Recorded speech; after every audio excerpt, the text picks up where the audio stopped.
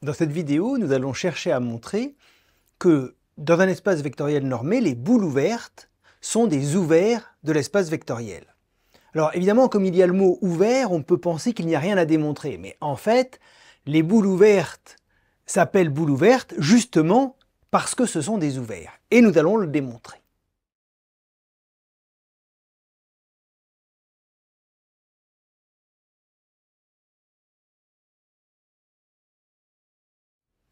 Comme souvent, il est intéressant de se représenter ce qui se passe dans le plan pour se faire une idée. On prend donc une boule de centre A est un vecteur, et de rayon R. Donc le rayon, vous pouvez le voir ici. On prend un élément de cette boule, donc un vecteur B qui est là.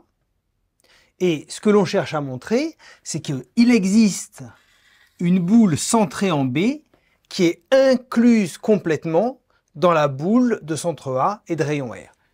C'est exactement cela, montrer que la boule est ouverte. Enfin, tes boules, c'est des disques, alors qu'on sait bien que pour certaines normes, les boules, elles ont une autre forme. Là, c'est très particulier comme cas. Bien sûr, on utilise le plan pour se faire une idée, pour essayer d'imaginer le résultat. Mais après, on va le démontrer pour une norme quelconque. Alors, on a pris un vecteur B qui appartient à la boule de centre A et de rayon R. Ça veut dire que la norme de A-B est strictement inférieure à R. C'est la définition de la boule de centre A et de rayon R. Ici, vous avez R, et ici, vous avez la norme de B-A. Et donc, la petite boule centrée en B, on va prendre comme rayon exactement R moins B-A. Donc, posons ρ égale R moins B-A.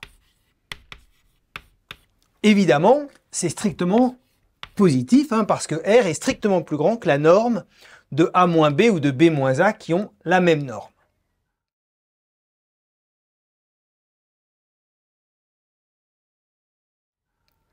Et maintenant, ce que l'on veut montrer, c'est que la petite boule orange, ici, la boule de centre B et de rayon ρ,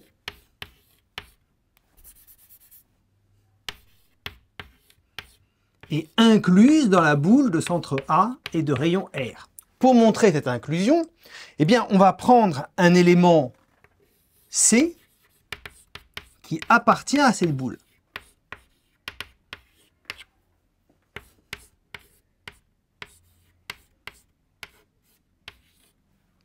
Et on veut montrer que C appartient à la boule de centre A et de rayon R. Pour cela, il faut arriver à montrer que la norme de C-A est strictement plus petite que R.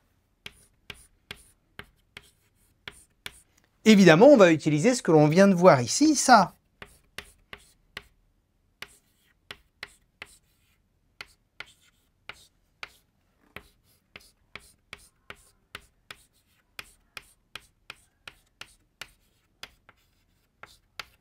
Or, justement, la norme de C-B est plus petit que ρ, qui est plus petit que R moins la norme de B-A. Donc, c'est plus petit que R moins.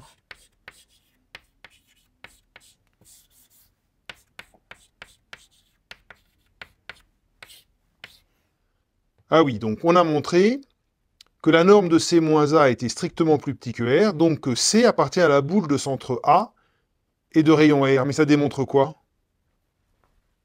Ce que cela démontre, c'est que n'importe quel élément de la boule de centre petit b et de rayon ρ appartient à la boule de centre A et de rayon R.